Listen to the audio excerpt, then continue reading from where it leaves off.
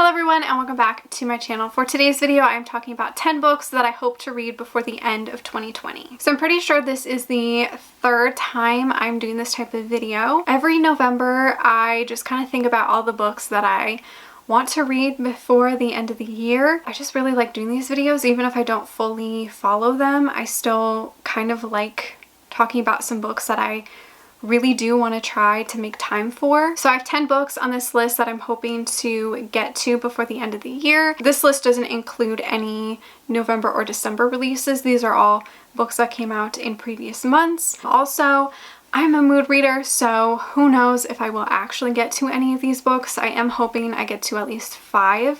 And I do feel like this year for this video, I definitely made this list a lot more realistic. I just included a lot more books that I feel like I'm actually going to read and get to. Also, I don't know much about each of these books, so if I don't really give summaries, that's why.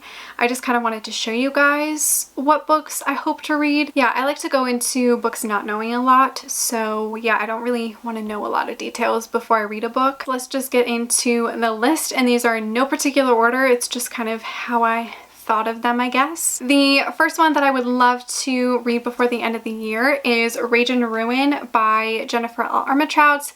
This is the second book in the Harbinger series, which is a spin-off of her Dark Elements series. Yeah, this is the second book in her like YA paranormal fantasy series. Surprisingly, I have not been spoiled on it because I do follow a lot of people who love this series and love the author, and I haven't been spoiled on it yet, so that's great. And I really want to read this because I love Jennifer L. Armentrout. I pretty much have read all of her books and I just need to get on this. I'm definitely behind on a lot of her books, so hopefully I can read this one. The next one I actually already started, and that is The Worst Best Man by Mia Sosa. I started this back in, I want to say like August, and I was 96 pages in. I put it down because I didn't want to force it, and then I didn't want to give it like a bad rating when it wasn't the book's fault and it was my fault. So I need to finish this because I was really liking it. I just could not focus. So hopefully we'll get into this. This is like a hate to love. Our female character falls in love with her ex's or ex-fiance's brother. I really need to get to Crazy Stupid Bromance by Alyssa K. Adams. I really enjoyed the first 2 books, so I obviously want to continue, and I feel like I will actually get to this before the end of the year, so I just put it on this list. This is a Friends to Lovers, I do believe, and our female character works at a cat cafe and the male character is like a computer guy. I haven't heard many reviews about this, but hopefully I like it. I would also really love to get to Ties That Tether by Jane Nagaro. I don't really know much about this. I have heard like a few kind of spoilery things about it, and I do feel like I'm going to like it because it has my favorite, like one of my favorite tropes. The tagline at the top is, when a Nigerian woman falls for a man she knows will break her mother's heart, she must choose between love and her family. Sounds interesting, and the cover is beautiful, so I can't wait to give this a shot. This next one is kind of random, but that is Dark House by Karina Halley. I really wanted to read this in October, but I ran out of time. This is like a horror paranormal romance series. This is like the one series by Karina Halley I have not read yet. I've pretty much read all of her books, but I haven't read this series, and I really want to get into it. I like Karina's darker stuff, and I feel like this is definitely like part of that. It's definitely like one of the first things she ever wrote back in the day, and I'm pretty sure she's writing a new book in this series and is supposed to come out either this month or December. If I could, I would love to marathon all of them, but I think it's almost like 10 books. I don't think I'll be able to do that, but I definitely want to try to read the first book. I think this follows a female character who starts witnessing ghosts, or maybe she films it and puts it on the internet, and then she gets attention by this TV producer and they start doing this show together or something like that. I don't know, but I need to read all of Karina's books. The next one is The Wreckage of Us by Brittany Cherry. This I haven't read yet. It is one of her newer releases. This came out, I think, with Montlake Romance. I actually have no idea what this book is about, to be honest. I just know I love Brittany Sherry. I know that her books are super emotional, so I really have to be in the right mindset to read it.